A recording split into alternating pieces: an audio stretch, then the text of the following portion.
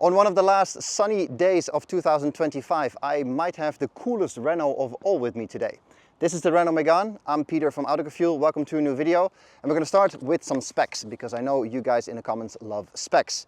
So we have the Esprit Alpine edition here, 220 horsepower, comfort range, model year 2025. What you see here on the outside is the two-tone gris schist satin noir étoilé color pack, and that will cost you an additional 1,800 euro at the Renault dealer. Wheels and rims, also important of course, we have the 20-inch alloys in Speedway spec. There you go. So that's all your outside specs. Of course, we'll talk more specs later on the inside. Let me know in the comments, how do you guys feel about this Renault? I really like it, especially here in the front. It has a real muscular stance, especially in this satin finish with the dents in the hood and that overall broad looking car. What I really like is the fact that the headlights are here, so they're squeezed, adding to the profile of the car. And then you have this huge Renault logo here in the middle. It's the size of my head. And it really gives the car a great stance on the road. What's not so great though is this daytime running light design. I don't like that it sort of arcs inwards. It's not nice. It just doesn't do the car justice in terms of width. I would have loved to seen it go outside here, a bit Peugeot style maybe. That really would give the car a lot more road presence. But as it is, and like I said, especially in this satin gray, I think it is a great design and a great looking car from the get-go. Here from the side you get a nice perspective on the size of the car.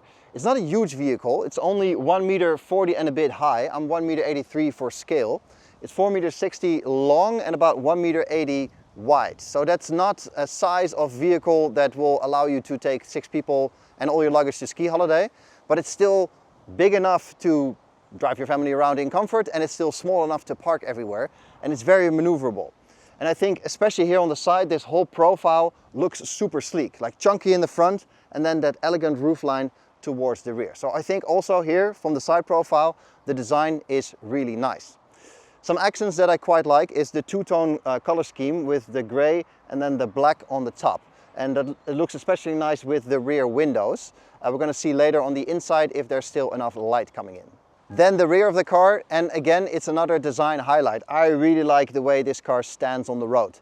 It's very sleek, it's very elegant, and it looks very minimalistic, and I think that is a design well done. Especially cool is this light bar all the way across. I quite like that. That looks cool and sleek. Nice that we have a little bit of spoiler here with a real windscreen wiper, so no nonsense with extra heating or anything going on, just a real wiper, which is nice. It could have been integrated in the spoiler though, that would have been even more elegant, but it's good that it's there. Opening up the boot is not electric, but it goes with an electric lock, and then you gotta manually open the whole thing. A bit over 400 liters, so nothing crazy, but plenty big enough for some sports bags, a weekend away, and really anything you want to throw at it, albeit within reason. Like I said, this is not a car you're going to take on ski holiday, even though technically speaking it is all possible, but in general this is more than usable for the family car. Small detail that I noticed that's not so nice is that there is a normal bulb here in the back. I don't really understand in 2025 why that is not an LED bulb, but hey, it is what it is. Obviously we're doing the full cockpit tour as you're used to, and there is actually quite a lot of stuff that we are used to in here. This is a very familiar Renault interior. Is that a bad thing? Absolutely not, because Renault builds pretty decent interiors. But if you carry over your interior throughout your lineup, that means that all the good and all the bad things carry over. So there's a few things I can already mention specifically that is something I don't like in basically all Renaults. The first thing is the use of piano black on the steering wheel. That is a disaster in itself. As you know, if you watch most of our videos, I comment on that if it's in a car. Here it's especially bad because all the buttons are piano black and this lower spoke is piano black, and it is constantly smudgy. It is gross. Really, really not nice, and I still don't understand how that gets through any kind of user testing. The fact that it's around the screens and the vents doesn't bother me that much because that's not stuff you're constantly touching. But in general, I hope that Renault pulls all that piano black out in the next generation. The other thing I don't like is the fact that here on the right side of the steering wheel, it is far too busy and far too complicated. There's way too much going on here. I got the multi-sense button for driving modes, then I got my normal system control, phone and voice commands. Then I got a flipper for the regen braking. Then I have the Renault media knob, then I have my wiper controls, and I have the drive selector, all here on the right side within hand's reach. And that is too much. It is too full. It's something I've said in other Renaults too. There's too much going on here, and this should be simplified. What is not too much is the fact that there's physical controls for the ventilation and the klima. Excellent, very well done, Renault. Other car makers, if you're watching, you can just copy that, just steal it blatantly. Fine, this is the way we want it to be.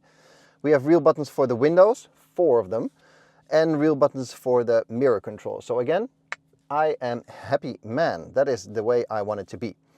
What's also nice is that we have physical vent controls. So these vertical ones can be controlled like this, and there's horizontal ones on the passenger side. Also so simple and very elegant.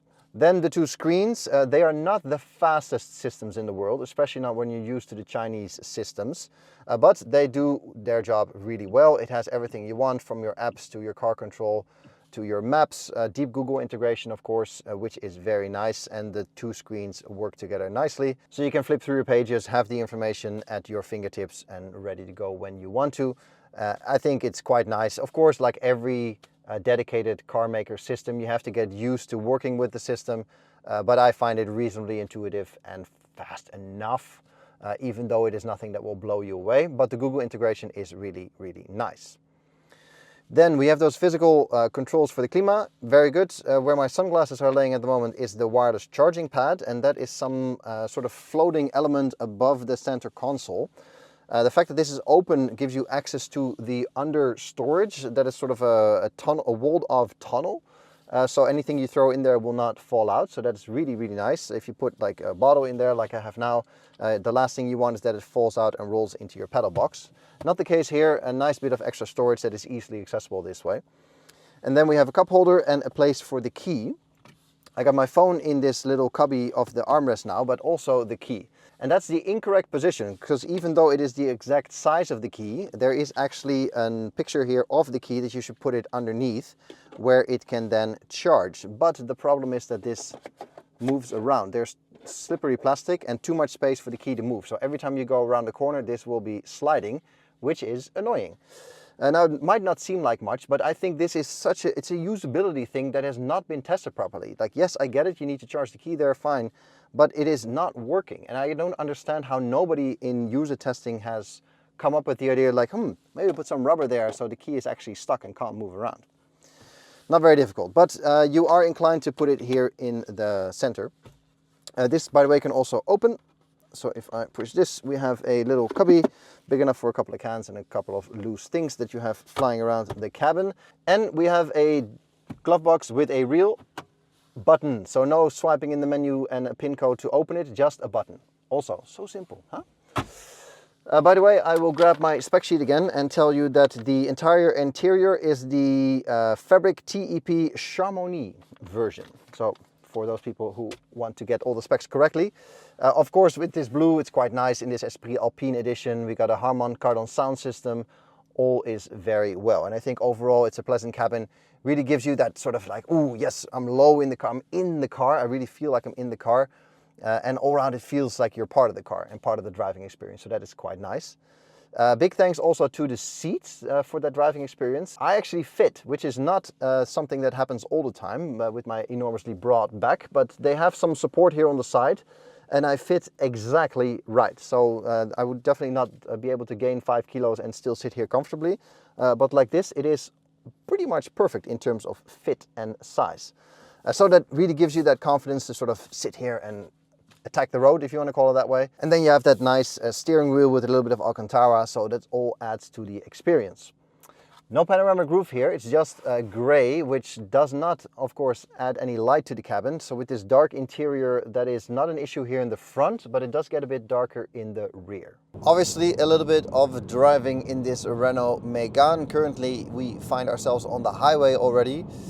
It is a pleasant car to drive, I can summarize for you already. It's a nice vehicle in terms of size, power delivery and practicality. Like I showed you in the interior tour, the first thing obviously is the very recognizable Renault interior with all the Google integration, the screens and the whole setup. I quite like it. It is like a warm handshake with a friend. They're like, oh yeah, it's a Renault interior, I know what to expect. So that's quite nice. I of course accept that I drive a bit more cars than the average person, but coming from any other product, getting in here, you get familiar with everything very easily. So that's good, and that really starts the driving experience in terms of getting into the car and feeling comfortable right away.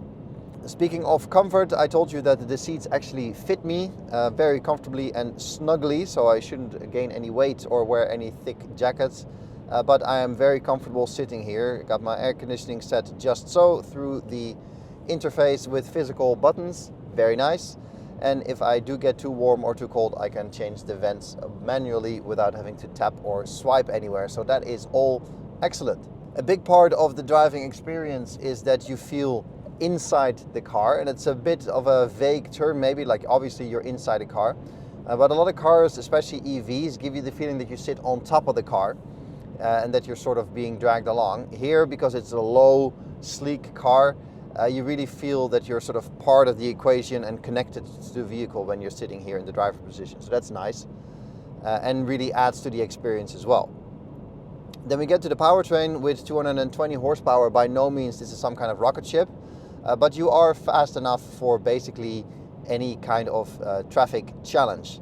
Getting on the highway, overtaking, going for a gap or making space for a truck or something is very easy with this powertrain. And key is that it is only 220 horsepower, which doesn't sound like much in today's world, but it is an amount of power that allows you to actually use it. The cars with 800-900 horsepower, when you overtake a truck and you hit the gas a little bit, before you know it, you're doing 170, and then a policeman will come and take your license away. So that makes it, not per se dangerous, even though we can ask questions about that too, but it makes it unusable. There's so much power that it becomes cumbersome to drive, and you start to sort of scale down in the driving modes to have a little bit of comfort in the drivetrain. With 220 horsepower, you do have that comfort all the time, but also you have the option to actually deploy all that power and get on the gas and use it. And it's not necessary that I need to sit here and have my foot to the floor all the time, but it is just nicer that the power is way more accessible and also doesn't create any dangerous situations. So that's good, and I think that's well judged from Renault. Obviously, it's also a balance that they have to do in terms of performance and battery size, because if I look at my dashboard now, I got 47% battery left and 165 kilometers to go. So that gives you a bit of an idea of the range of this car. And we are now heading into the colder weather months. As you can see outside, the nice sunny test drive days are over, and it's going to start getting cold towards the end of the year. So that is seriously going to impact battery performance from EVs.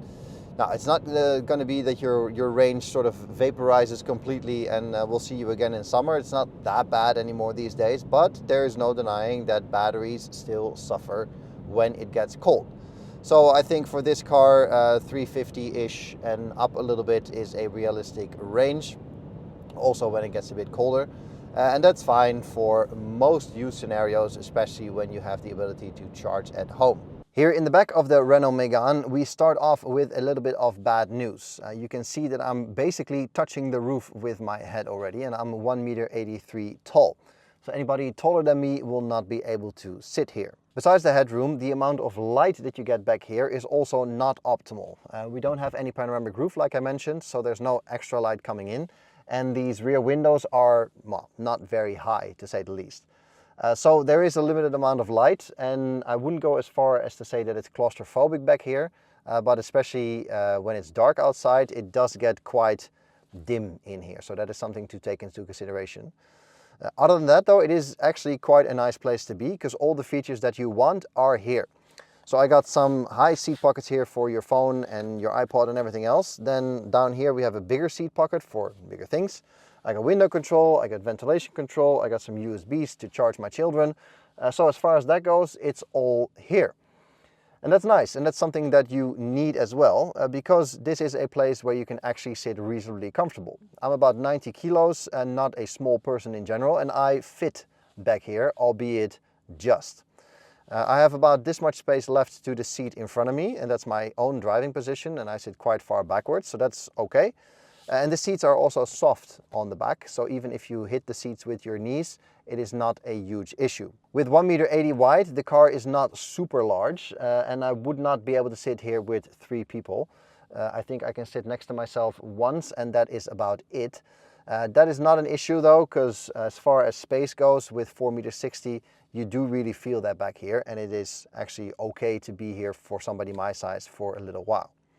My children are 8 and 11. They fit here more than comfortably, more comfortable so than in the Volvo EX30, for example, that I mentioned earlier. So that's nice. My 11-year-old son was complaining in that car that he was already struggling with his knees and his feet. Not the case here. There is plenty of room to move about. When you look behind me, you can see the letterbox rear window. That really is only a letterbox slit to see through. Not great, but there is a digital mirror solution, so that sort of negates the problem. All round though, if you're not taller than 1.83 m, you can easily fit here, and it is actually quite okay. Materials are nice, same as in the front. The connection to the front is also okay because the car is not that large. But these seats are quite massive, and the headrests are also very high. The passenger headrest at the moment almost hits the roof. So that does impede vision a little bit, but you do have a good view out sitting here, so that's fine. Cruising on the highway, we're currently doing 120. It is relatively quiet in here. There's a bit of tire noise, but pretty okay in terms of wind noise. Nice big chunky mirrors on the side. Which is necessary because the view through the car is quite limited, like I already mentioned. By no means it's unworkable. I've had this car for a week now, as I do with most press demo cars, and I've gotten used to it relatively quickly. But objectively speaking, there is no denying that it is a tiny slit that you're looking through. Luckily, I can just flip this and I have a digital display and a camera on the rear. Which is nice, not necessarily my personal preference, especially at night. It's not ideal because then you're looking at 3 screens glaring in your eyes, and it doesn't look so nice in this sort of housing. But certainly for, you know, if you don't want to look through the car or through the window, then this is a very good option. So all around, there isn't much to complain about this Renault Mégane. I think it's a very stylish Renault. I think it's one of the better looking Renaults of the current lineup. It is still big enough to transport yourself and your whole family around, especially here in the front. There's a lot of space for driver and passenger, but also in the rear, you're going to be fine. My kids, 8 and 11, still fit no issues. So I think, you know, with a young family, this is an excellent car to drive, both as a secondary vehicle and as a primary vehicle. Although I don't think this is the kind of car you would get as a secondary one, because it's maybe a little bit too big for that, because it's not a small car by any means. But it's pleasant, it's comfortable, the size and the weight help with that comfort, of course, especially here on the highway. But I don't think this is necessarily a car you're going to pick to drive to your ski holiday all the time. That said, it is certainly possible, and how often do you really go on ski holiday, right? So with the range and the power, you know, I think this is a car that you can use in more than 90% of your driving cases, and those few times a year where it might not be ideal, it's still certainly workable. And that's all I got for you in this video. Thanks for watching. Give it a thumbs up if you like it, and a sub to the channel, of course, is always appreciated. We really appreciate your support in terms of subscriber count, and we can use every one of you. If you have any suggestions or ideas, please let us know in the comments as well. If you have anything good or substantial to add to the videos that we make, then we are more than happy to make those changes in order to keep delivering good videos for you guys. For now, thank you very much for watching, and I'll catch you guys in the next one. Cheers!